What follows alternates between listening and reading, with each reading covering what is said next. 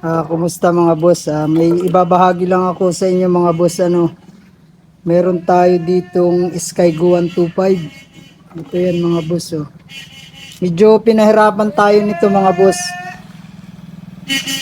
Nung nagpalit tayo ng 4-pin CDI, ito, kapag sinundot natin yung blue white niya, tapos ito, nakalagay sa positive ng battery. Ayan, sinusundot natin ganyan. May lumalabas na kuryente sa kanyang ignition coil mga boss.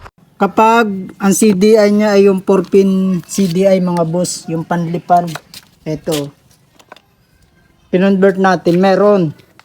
Pero kapag nag-electric start tayo, wala siyang kuryente. Ito ay, ang problema nito mga boss, umaandar siya kapag naka-center stand. Ayan. Pag nakaganyan siya, umaandar siya pag naka-center stand. Pero kapag ibinaba na natin, namamatay na siya. Di ang ginawa ko dito una mga boss, dahil binat na binat yung kanyang mga wirings. Chinik ko ito kanina. Hindi maayos yung pagkakalagay, sumasaya dito sa Cover. dito sa bakal na ito. Sa nakakabit dito sa makina. Tapos itong wire na ito, nung tinanggal ko mga boss, tuluyan siyang nawala ng kuryente. Hindi na siya umandar. Ayan, binaklas natin. Ito pagbabahagi lang mga boss, ito yung naging problema. Pero bago ito mangyari boss, ano nga nito? Nung nag-chapter lang kayo. Oo.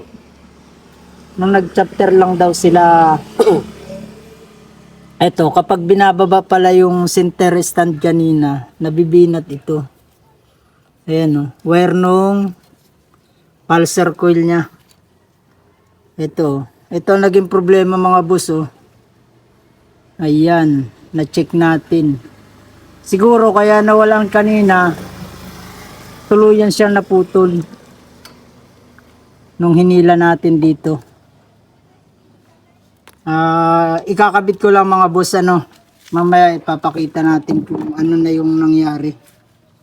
Medyo mahirap matrace. Ayan, kaya binabahagi ko.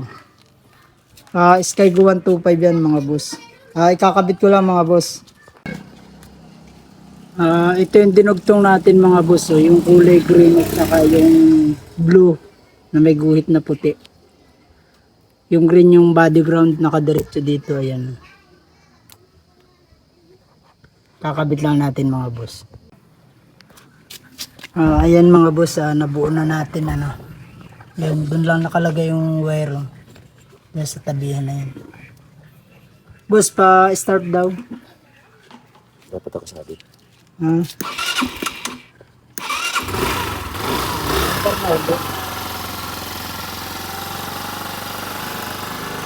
Kailang beses na ito nagpagamito? Yung una medyo nahirapan din medyo nahirapan din kami. Sila naman hindi naman ako Hindi kinaya na isang mekaniko yan. hindi kinaya. Sa kabila. Dinaya mo pang malayo. Ayun mga boss, natapos na natin Kaya nagkaganon yan mga boss, sobrang binat nung kanyang mga wirings. Wala siyang clearance. Ayun, tinanggal natin sa sabitan para medyo lumuwag. Pero iwa-wirings pa rin natin yan mga boss. Binahagi ko lang yan mga boss doon sa iba para hindi na kayo mahirapan. Ayan mga boss, kanina kapag binaba natin ito sa pagka-center stand na mamatay. Pero hindi na siya. Hindi na siya tumakbo.